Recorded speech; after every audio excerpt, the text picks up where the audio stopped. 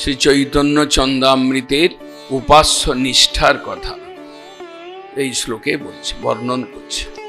উপাস্য নিষ্ঠা, আমাদের উপাস্য তত্ত্ব যে ব্রজেন্দ্রনন্দন শ্যামসুন্দর রাধাযুত, সেই রাধা গোবিন্দের মিলিত তনু বিপ্রলম্ব বিগ্রহ স্বরূপ শ্রী চৈতন্য দেব গৌড়ীয় বৈষ্ণব আচার্যগণের দৃষ্টি আকর্ষণ করে শ্রী মন্দিরে বিগ্রহ রূপে প্রতিস্থাপিত হয়েছে। সেই গৌরহরির মহিমা এই শ্লোকে তার সৌন্দর্যের কথা, তার পাবনত্বের কথা, পবিত্রীকরণ বিষয়ে মহাপ্রভুর যে মহিমা, তার শীতলতা প্রদান বিষয়ে শীতলত্বের কথা এবং তার মাধুর্যের প্রকাশ, মাধুর্য দান বিষয়ে দাতৃত্বের কথা এই শ্লোকে বর্ণন করছেন। চারটি গুণের কথা বলছেন।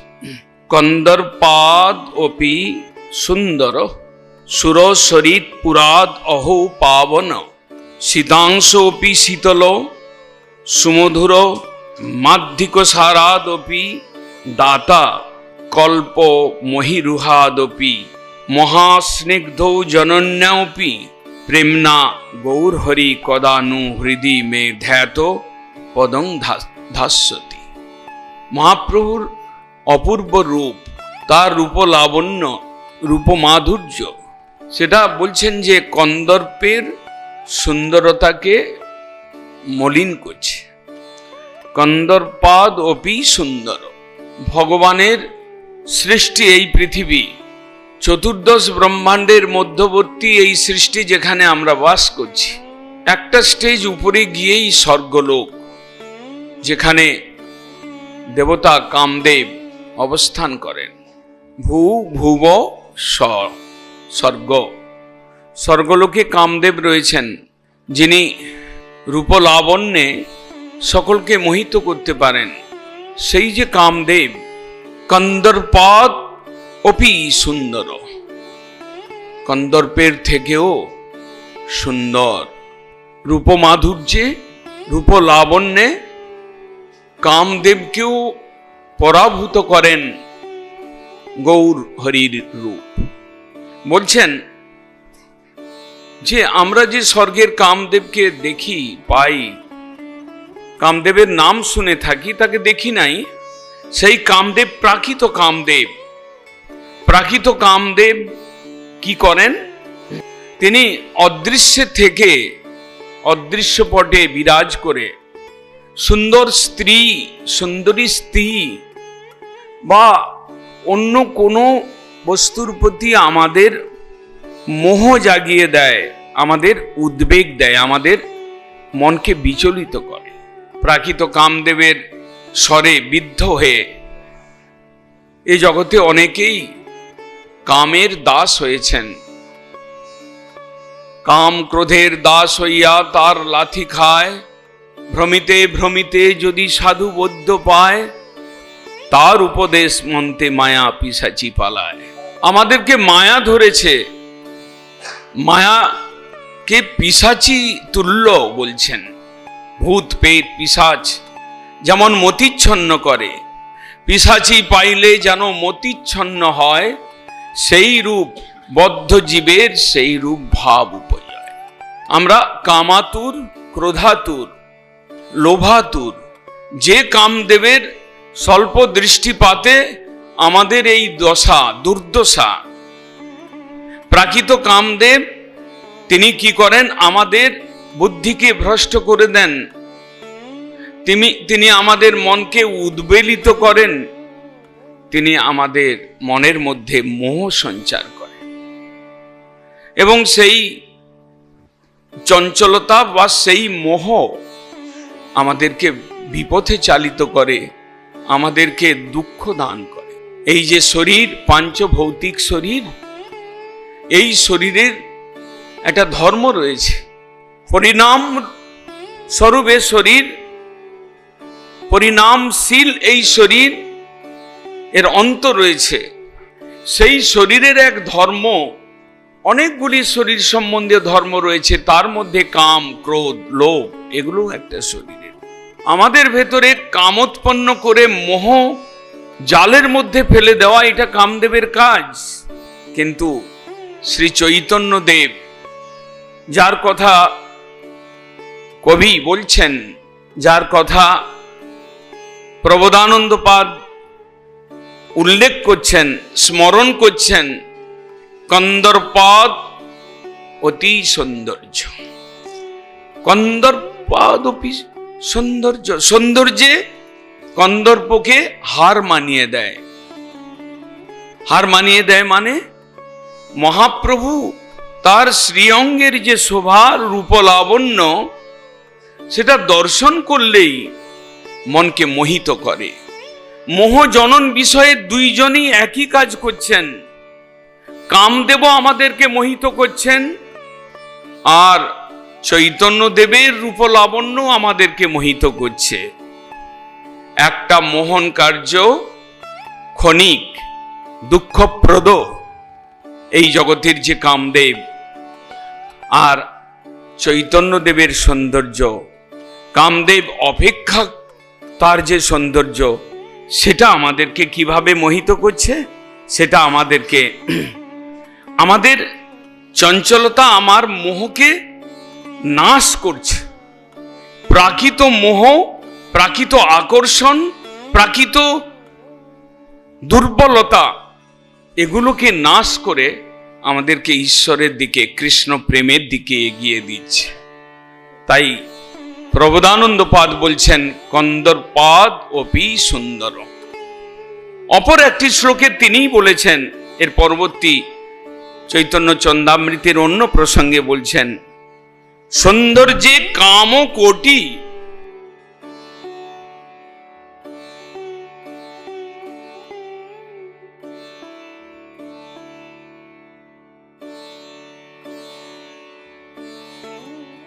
একাধারে প্রবোধানন্দপাদ দৈন্য প্রসঙ্গে নিজের দৈন্য অযোগ্যতার বিষয়ে বলছেন, দুষ্কর্ম কোটি নিতরস্য দুরন্ত ঘোর।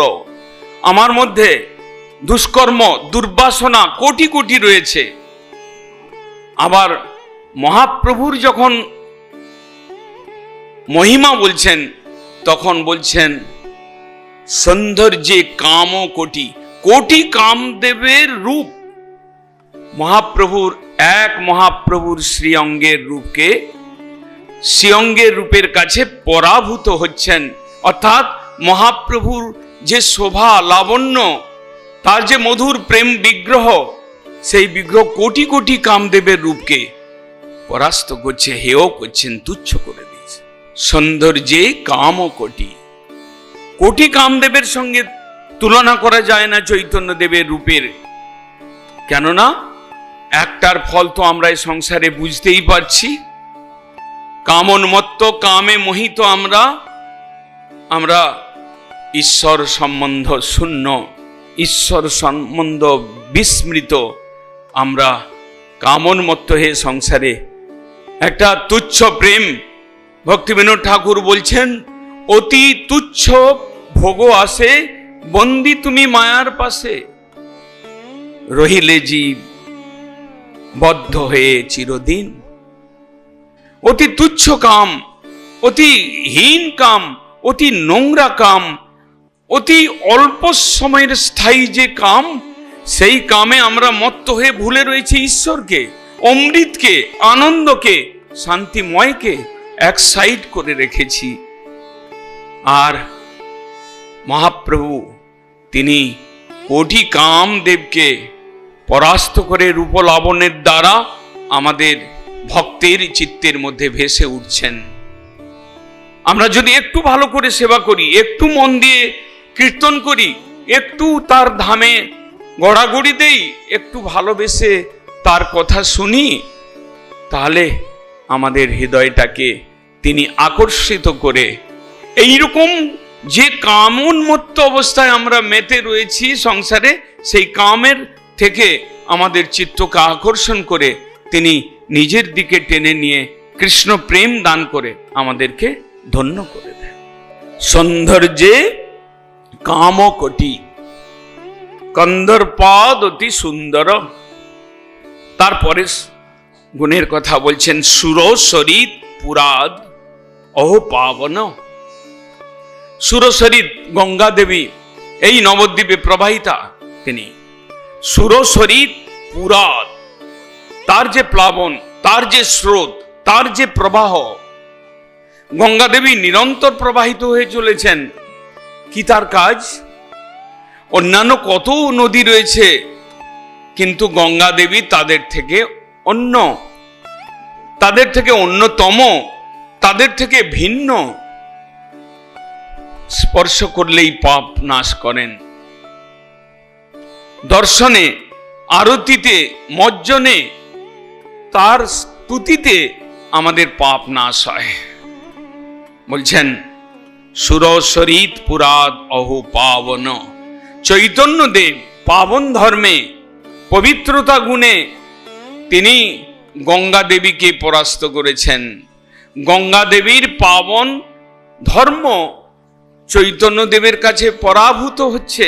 শুধু সে কথা নয়, আরো যদি সঠিকভাবে স্বরূপগতভাবে বিচার করে বলা যায়, গঙ্গা দেবীর পাবন ধর্ম চৈতন্যদেবের চরণ থেকে জাত হয়েছে। চৈতন্য চরণ স্পর্শ করে তিনি পাবন ধর্ম পেয়েছেন। গঙ্গা দেবীর পাবন ধর্ম বা পাবনত্ব চৈতন্যদেব তিনি এই নবদ্বীপে বাল্য লীলায় তিনি স্নান আদি করেছেন, তিনি তর্পণ করেছেন, তিনি পুজো করেছেন, তিনি স্তুতি করেছেন। চৈতন্যদেব সেই জলে কেলি করেছেন। মহাপ্রভুর অঙ্গ স্পর্শে, চরণ স্পর্শে গঙ্গা দেবী পবিত্রতা লাভ করেছেন। গঙ্গা দেবীর পবিত্রতা যখন উৎপন্ন হন তিনি, তখন কটাহ, ব্রহ্মাণ্ড কটাহ ছিন্ন করে তিনি এসেছেন। কৃষ্ণের চরণ স্পর্শ করে তিনি নিচে নেমে এসেছেন। কৃষ্ণের চরণ ধৌত বাড়ি নিচে নেমে এসেছেন এই ভৌম প্রপঞ্চে। তাই তিনি সুরধুনী, তাই তিনি জগৎ পাবনী। সেই যে গঙ্গার পাবন ধর্ম, প্রবোধানন্দ পাদ বলছেন সুরসরিত পুরাদ অহো পাবন। কিরকম? গঙ্গার প্রবাহ পাপ সমূহকে বিনাশ করে, ধৌত করে। আমরা তাই বহু পাপ করেও গঙ্গা স্নানে যাই, গঙ্গাতে ডুবকি লাগাই, গঙ্গার জলটা বোতলে ভরে বাড়ি নিয়ে যাই। কোনো অপবিত্র স্থানে গিয়ে ছিটা মেরে, মাথায় ছিটা মেরে নিজেদেরকে পবিত্র মনে করি। এই যে গঙ্গার পবিত্রতা ধর্ম, ইনি পাপ নাশিনী। কিন্তু মহাপ্রভুর যে পাবনত্ব, মহাপ্রভুর শ্রীঅঙ্গ ধৌত জল, মহাপ্রভুর চরণ ধৌত জল, মহাপ্রভুর দর্শনামৃত পান করে কেবল পাপকে ধৌত করা হয় না, পাপ বীজকে নষ্ট করে দেওয়া হয়, হৃদয়কে ধৌত করে দেওয়া যায়। গঙ্গার পানি, গঙ্গার জল আমার শরীরকে ধৌত করে, কিন্তু মহাপ্রভুর যে পাবনত্ব সেটা আমার হৃদয়কে, চিত্তকে, মনকে পবিত্র করে দেয়। আর পাপ বীজ, পাপ প্রবৃত্তিকে। শীতাংশ অপি শীতল।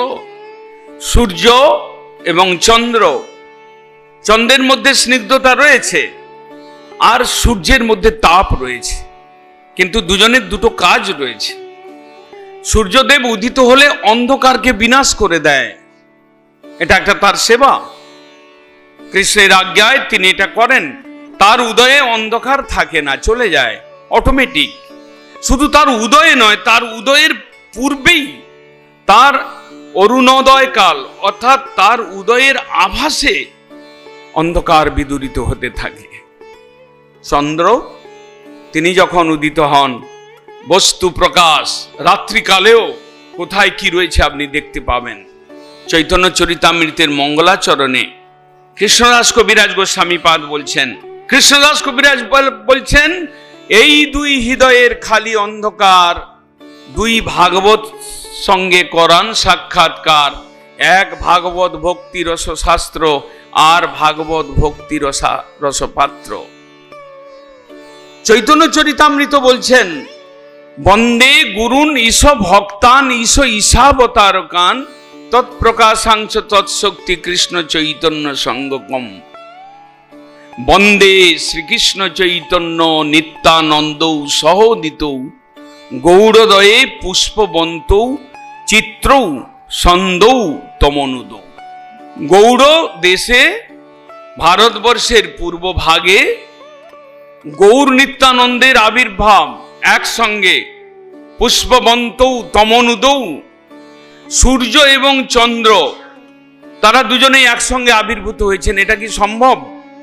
সূর্য চন্দ্র কখনোই একসঙ্গে আসেন না। সূর্য দিনে আসেন, রাত্রিতে চন্দ্র আসেন। কিন্তু কবিরাজ গোস্বামীপাদ বলছেন যে মহাপ্রভু নিত্যানন্দ তারা দুজনে একসঙ্গে এলেন। তারা কি করলেন? চিত্রৌ ছন্দৌ তমনুদৌ, তারা এসে চিত্রের মধ্যে থেকে তারা কি করলেন? একজন তমকে নাশ করলেন, আরেকজন বস্তুকে প্রকাশ করলেন। তম নাশ করছেন, অজ্ঞান অন্ধকারকে নাশ করেন যিনি। এই সূর্য প্রাকৃত সূর্য, দেবতা সূর্য, তিনি এই জগতের অন্ধকারকে বিনাশ করেন, এটা তার কাজ।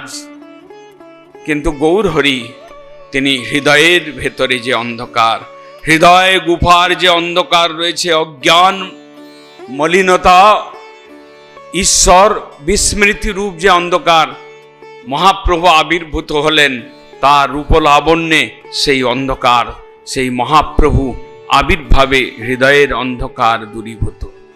একই সঙ্গে বলছেন বস্তু করেন প্রকাশ। কোন বস্তু? আমাদের ভেতরে আমরা যে জীব আত্মা, আমার সঙ্গে আরেকজন বসে রয়েছেন সখা স্বরূপে পরমাত্মা, তিনি ঈশ্বর, তিনি হরি। সে তাকে আমরা জানতে পারছি না অজ্ঞানতার অন্ধকারের জন্য। মহাপ্রভু এলেন অজ্ঞানতার অন্ধকারকে দূরীভূত করে আমার ভেতরে যে অন্তর্যামী রয়েছেন, তিনি যে কৃষ্ণ স্বরূপ, তাকে প্রকাশ করলেন। দেখো, তুমি ঈশ্বরের অংশ, তুমি ঈশ্বরের দাস। জীবের স্বরূপ হয় কৃষ্ণের নিত্য দাস, কৃষ্ণের তটস্থা শক্তি ভেদাভেদ প্রকাশ, ঈশ্বর তত্ত্বের প্রকাশ। এক বাহিরের সূর্য, তিনি অন্ধকার নাশ করছেন। এক চন্দ্র, তিনি রাত্রিকালেও বস্তু প্রকাশ করছেন, স্নিগ্ধতা দান করছেন। গৌর নিত্যানন্দ এলেন হৃদয়ের অন্ধকার নাশ করে, অজ্ঞান তম অন্ধকারকে নাশ করে তিনি কি করছেন? আমাদের হৃদয়ে ভক্তির প্রকাশ, প্রেমের প্রকাশ, এবং আমাদের হৃদয়ের মধ্যে হৃদ গুফায় যে রয়েছেন ভগবান, তাকে প্রকাশিত করলেন। তাই বলছেন যে শীতাংশরূপী শীতল চন্দ্র সূর্য, এদের যে তাপ, এদের থেকেও শীতল। বলছেন সকল জন সমান লাদনে চন্দ্রকোটি। অন্যত্র বলছেন সমস্ত জীবকে ত্রিতাপ দূরীভূত করে তাদের হৃদয়ে শীতলতা, স্নিগ্ধতা, তাদের হৃদয়ে একটা স্বস্তি দান করবার জন্য মহাপ্রভু তিনি হচ্ছেন সর্বজন সমাল লাদনে চন্দ্রকোটি, কোটি চন্দ্রকে পরাভূত করছেন চৈতন্যদেব। আমার বাহ্যিক তমনাশ, চোখে দিয়ে দেখব যে অন্ধকার, এই বাহ্যিক তমনাশ, আর হৃদয়ের মধ্যে এক তম অন্ধকার অজ্ঞানতা রয়েছে। অজ্ঞান তমের নাম কহিয়ে কৈতব, ভক্তি মুক্তি সিদ্ধি বাঞ্ছা আদি সব। অজ্ঞান হচ্ছে তম। কি সেই অজ্ঞানতা? আমি চাই ভালো খেতে, আমি চাই ভালো পড়তে, আমি চাই ভালো বাড়িতে থাকতে, আমি চাই যদি আমার চাওয়ার শেষ অবধি পর্যন্ত যাই, আমি চাই মুক্তি পেতে সংসার থেকে, জ্বালা যন্ত্রণা, অনেক রকম অসুবিধা। বিরক্ত হয়ে অনেক সময়, হা গোবিন্দ, কবে তুমি আমাকে এখান থেকে মুক্তি দেবে? এই মুক্তি মানে দুঃখের, সাংসারিক দুঃখের নিবৃত্তি পর্যন্ত চাই। আত্যন্তিক দুঃখের নিবৃত্তির নাম বলছেন মুক্তি। তুমি দুঃখের নিবৃত্তি চাও, এটাও একটা তোমার বাসনা এটাও একটা তোমার স্বার্থ। কিন্তু চৈতন্যদেব সেই অন্ধকার, মুক্তি বাসনা রূপ অন্ধকারকে দূরীভূত করে বলেছিলেন, সকল জীবের হৃদয়ে জাগিয়ে দিয়েছিলেন, আমি কৃষ্ণকে চাই, কৃষ্ণের সেবা চাই, আমি কৃষ্ণের ধামে নিত্য সেবা প্রাপ্তি করতে চাই। এইরকম জগতের যে অন্ধকার তম, সেটাকে দূর করে চৈতন্যদেব হৃদয়ের মধ্যে কৃষ্ণ প্রেম বাসনা, কৃষ্ণ সেবা বাসনা, এই আলোক প্রদান করেছিলেন তিনি। শীতাংশ অপি শীতল, এইভাবে আরো কয়েকটি গুণের কথা বলছেন। চাইলে আপনি পেতে পারেন। কেবলমাত্র দেখা যায় বৈষ্ণব চরণ বাঞ্ছা কল্পতরু ভস্য কৃপা সিন্ধু, তিনি আমাদেরকে, বৈষ্ণব ঠাকুর আমাদেরকে কৃষ্ণ সেবা, কৃষ্ণ ভক্তি, কৃষ্ণের শ্রদ্ধা দান করতে পারেন, তাই তাদেরকে বলা হচ্ছে বাঞ্ছা কল্পতরু। কিন্তু কল্পবৃক্ষ তিনি আমাদেরকে জাগতিক বস্তু দিতে পারেন, তাও সেই বৃক্ষকে প্রণাম, বৃক্ষের সেবা করার পর আমি যদি কিছু তার কাছে চাই তা তিনি দেন। কিন্তু চৈতন্যদেব না চাইতেও জনে জনে দিয়ল প্রেম ধনে। কৃষ্ণ প্রেম যে চায় নাই তাকে অযাচিত ভাবে তিনি দান করেছেন, এবং সময়ের বিচার করেন নাই, সেই লোকটির যোগ্যতা বিচার করেন নাই। পাত্রা পাত্র বিচারণং ন কুরুতে ন সংপরং বিক্ষতে, এ যোগ্য অথবা এ অযোগ্য, এ আপনজন অথবা এ পরজন, দেয়া দেও, একে দেওয়া উচিত কি না উচিত, এসব বিচার তিনি করেন নাই। না মাগিতেও দেয় প্রেমধন, হাতে হাতে প্রেমের অঞ্জলি। কৃষ্ণ প্রেম অঞ্জলি ভরে ভরে নাও, তুমি চাও না আমি তোমাকে দিচ্ছি, এটা নাও, এটা অমৃতের অমৃত, এটা পেলে তোমার জীবন ধন্য হবে, এটা পেলে তোমার ত্রিতাপ জ্বালা জুড়িয়ে যাবে, এটা পেলে তোমার সমস্ত প্রকার আশা আকাঙ্ক্ষা পূর্ণ হয়ে যাবে, আর কিছুই তোমার পাওয়ার ইচ্ছা অভিলাষ থাকবে না। তাই বলছেন কল্প মহিরহাদ অপি দাতা। মহাপ্রভুকে বলা হয়েছেন দাতা শিরোমণি। কেন তিনি দাতা শিরোমণি? তিনি দান করেছেন সর্বশ্রেষ্ঠ বস্তু, কৃষ্ণ প্রেম পঞ্চম পুরুষার্থ, যার উপরে আর কোনো কথা নেই। সর্বশ্রেষ্ঠ বস্তু দান করেছেন, ভান্ডারটাকে উজাড় করে দান করেছেন, দয়া করেছেন এমন ভাবে যে যোগ্য অযোগ্য বিচার না করে তিনি দান করেছেন, সময় অসময়ের বিচার তিনি না করে দান করেছেন, কোনো ভজন আছে বা নেই ভজনহীন জনকেও দান করেছেন। এই জন্য তিনি মহাদাতা। তাই রূপ গোস্বামী পাদ বলছেন নমো মহাবদান নায়ক কৃষ্ণ প্রেম প্রদায়তে। মহাপ্রভুকে রূপ গোস্বামী পাদ তার প্রণাম মন্ত্রে বলছেন যে মহাবদান্য শিরোমণি। যদি কেউ ধনী হন, তার ধনটা তিনি বিলাতে পারেন নাও পারেন। সব ধনী যে নিজের ধনকে বিলিয়ে দেন এমন হয় না। ধন রয়েছে অথচ বিলান না, ধন রয়েছে অথচ কৃপণতা রয়েছে, অর্থকে ভালো করে সঞ্চয়, তিল তিল করে সঞ্চয় করেন, কাউকে দেন না।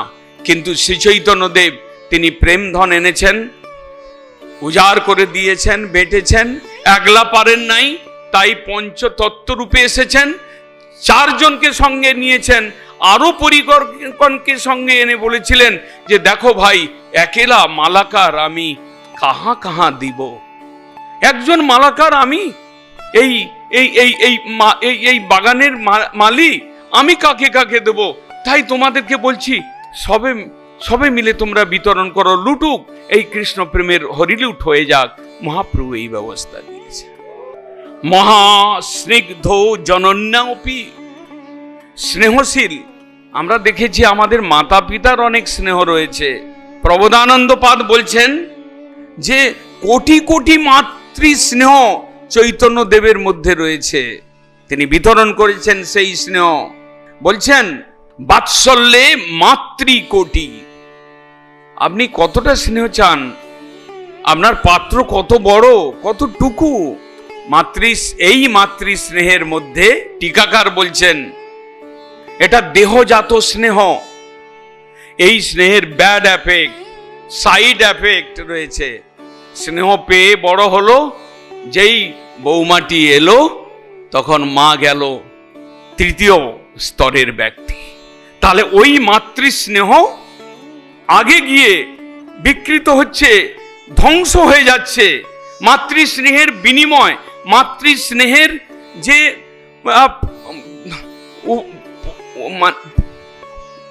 বিনিময়, যে আমরা যে তাকে শ্রদ্ধা করব, সে শ্রদ্ধা কোথায়? সব নষ্ট হয়ে যাচ্ছে, মাতার স্নেহ নষ্ট হচ্ছে এবং প্রতিদানে পুত্রের যা দেওয়ার সেটা বিকৃত হয়ে যাচ্ছে, উল্টো হয়ে যাচ্ছে, বিপরীত ফল প্রসব করছে। কিন্তু চৈতন্যদেবের যে বাৎসল্য, বাৎসল্যে মাতৃকোটি, এখানে বলছেন জননী স্নেহ ভাবিকালে সেটা বিষময় ফল সৃষ্টি করে, জ্বলন সৃষ্টি করে। মাতার স্নেহটাই পরবর্তীকালে ঘটনা, মায়ার কবলে পড়ে ঘটনার পরিবর্তন, ঘটনার পরিবর্তনে ব্যবহারের পরিবর্তন, ব্যবহারের পরিবর্তন এমন স্থানে যে পৌঁছায় তখন মা আর ছেলের মুখ দেখে না, বা ছেলে আর মায়ের মুখ দেখে। এই হচ্ছে জগতের জননীর যে বাৎসল্য, চৈতন্যদেবের বাৎসল্য। বলছেন যেহেতু এটা নশ্বর দেহ সম্বন্ধী নয়, যেহেতু এটা আত্ম সম্বন্ধী দয়া, চৈতন্যদেব সর্বদা জীবকে তার আত্ম সম্বন্ধে উজ্জীবিত করে, তাকে তার স্বরূপ জ্ঞান দিয়ে তাকে জাগিয়ে তুলে তাকে যে স্নেহটা দিয়েছেন, কিরকম স্নেহ দিয়েছেন? হরিদাস ঠাকুর বললেন, প্রভু আমি আপনার আগে চলে যেতে চাই। সে কি বলো হরিদাস, তোমাকে নিয়ে সব লীলা, তোমাকে নিয়ে নাম প্রচার, তুমি আমার থেকে আগে চলে যাবে? হয়তোবা তুমি ইচ্ছা করেছ, ঈশ্বর ভক্তাধীন, তোমার কথাটাই মেনে নিতে পারে। আমার ইচ্ছাটা হয়তো নাও হতে পারে, হয়তো তোমারটাই ঠিক হতে পারে। পরদিন মহাপ্রভু এলেন, নিজে দর্শন দিয়ে তাকে উদ্ধার করবেন। কীর্তন নিয়ে তার সেই সিদ্ধবকুলের তলায় কুটির বানিয়ে রয়েছেন, আর মহাপ্রভু ভক্তদেরকে নিয়ে সকলকে নিয়ে গেছেন, নৃত্য কীর্তন করছেন। হরিদাস ঠাকুরের ইচ্ছা ছিল, নয়নে তোমার রূপ দেখব, কর্ণে তোমার কীর্তন শুনবো, আর দুই মুখ দিয়ে কেবল হরে কৃষ্ণ এই নাম উচ্চারণ করতে করতে, গৌর নিত্যানন্দের নাম উচ্চারণ করতে আমার শরীরটা ছাড়বো। হরিদাস ঠাকুরের ইচ্ছা পূরণ করলেন। মা পারবেন, পিতা পারবেন, মাতা পিতা জগতের। হরিদাস ঠাকুরকে শরীর ছাড়ার পরেও কোলে নিয়ে কাঁধে তুলে তার সেই দিব্য শরীর, চিন্ময় শরীর, নাম গুণে উজ্জ্বলীকৃত শরীরকে তিনি নিয়ে গিয়ে সমুদ্রের তীরে তিনি সমাধিস্থ করলেন, মাটি দিলেন, সকলকে বালু দিতে বললেন। তিনি স্নান করে এসে সিংহদ্বারে ভিক্ষা করে আঁচলটা পেতে, সন্ন্যাসীর যে দুপাট্টা হয় সেটা পেতে ভিক্ষা করলেন, যে হরিদাস ঠাকুরের উৎসব করব, তোমরা দাও। তিনি সকলকে পরিবেশন করে এইরকম বাৎসল্য কোথায় পাওয়া যাবে? যখন সনাতন গোস্বামীপাদ তিনি ঝাড়খণ্ডের পথে পথে আসছেন পুরীতে, মহাপ্রভুর দর্শন না করে থাকতে পারেন না। বৎসরে অন্তত একবার বৃন্দাবন ছেড়ে আসছেন, পথে বিভিন্ন জায়গায় বিভিন্ন পুকুরে ডোবায় স্নান করতে করতে কণ্ডুরসা হয়ে গেল। মহাপ্রভু যখনই এসে, সনাতন গোস্বামীপাদ যখনই মহাপ্রভুর সামনে পৌঁছেছেন, তখনই তাড়াতাড়ি তাকে দৃঢ় আলিঙ্গন করলেন। সনাতন সরে সরে যায়, কিন্তু মহাপ্রভু তার থেকে দ্রুত গিয়ে তাকে আলিঙ্গন করলেন। প্রভু আমার শরীর স্পর্শ করবেন না, আমার ঘা রয়েছে কণ্ডুরসা। মহাপ্রভুর পুরো শরীরে সেই কণ্ডুরস লাগলো, কিন্তু মহাপ্রভু তাকে বাৎসল্য দেখিয়ে কি বললেন? ঘৃণা করি আলিঙ্গন না করিতাম যবে, কৃষ্ণ ঠাঁই অপরাধী হইতাম তবে। তোমাকে যদি ঘৃণা করে আমি আলিঙ্গন না করতাম, তাহলে আমি জানি কৃষ্ণের কাছে আমি অপরাধী হতাম। জয় গৌর হরি বল, হরি বল। তিনি স্বয়ং কৃষ্ণ, তিনি বলছেন যে আমি কৃষ্ণ ঠাঁই অপরাধী হতাম। বাৎসল্য, তিনি ভক্ত রূপ নিয়ে এসেছেন, সমস্ত ভক্ত সমাজকে তিনি ভালোবাসেন, স্নেহ করেন। তাই তিনি বললেন একথা যে সনাতন, আমি কিন্তু ঠিকই করেছি, নাহলে আমি তো অপরাধী হয়ে যেতাম। ভগবানও অপরাধ করেন, কিন্তু ভক্তপতি বাৎসল্য তোমার, ভক্তকে তিনি বাৎসল্য দেখিয়েছেন। এইভাবে বলছেন এখানে লেখক, তিনি বলছেন প্রেমনা গৌর হরি কদা নু হৃদি মে ধ্যাত পদং ধাস্যতি। এইরকম গৌর হরি যিনি প্রেমে সকলকে মুগ্ধ করেছিলেন, যার প্রেমে সকল জীবের, বলছেন ভক্তিবিনোদ ঠাকুরের ভাষা, চৈতন্যদেবের শিক্ষাষ্টকের ভাষা, পদে পদে পীযুষ সাদ প্রদাতা, কৃষ্ণ কীর্তন জয় প্রেম বিধাতা, ভকতি বিনোদ সাত্ম স্নপন বিধান, বলছেন যে প্রেম নিদান, কৃষ্ণ কীর্তন জয় প্রেম নিদান। প্রত্যেক আত্মার প্রতি তার স্নেহ, তার প্রেমবর্ষণের দ্বারা তিনি তার ভক্ত সমাজকে স্নিগ্ধ করেছিলেন, তিনি পবিত্র করেছিলেন, তিনি প্রেমপূর্ণ করেছিলেন প্রত্যেকের হৃদয়ে। সেই গৌরহরি আমার হৃদয়ে কবে পদার্পণ করবেন? আমার হৃদয়ে ধ্যাত হয়ে, আমার ধ্যানের বস্তু হয়ে, আমার সেব্য হয়ে তিনি কখন আমার হৃদয়ে চরণ কমল দিয়ে আমাকে পবিত্র করবেন, আমাকে ত্রিতাপ থেকে মুক্ত করবেন, আমার হৃদয়ের জ্বালাকে জুড়াবেন, আমি সেই প্রার্থনা করি। এইভাবে প্রবোধানন্দ সরস্বতী পাদ ইষ্টদেবের উপাস্য নিষ্ঠা বিষয়ে এই শ্লোকে বর্ণন করেছেন। বাঞ্ছা কল্পতরুভ্যশ্চ কৃপা সিন্ধু পতিতানাং গৌর হরি বল, গৌর হরি বল, গৌর হরি বল।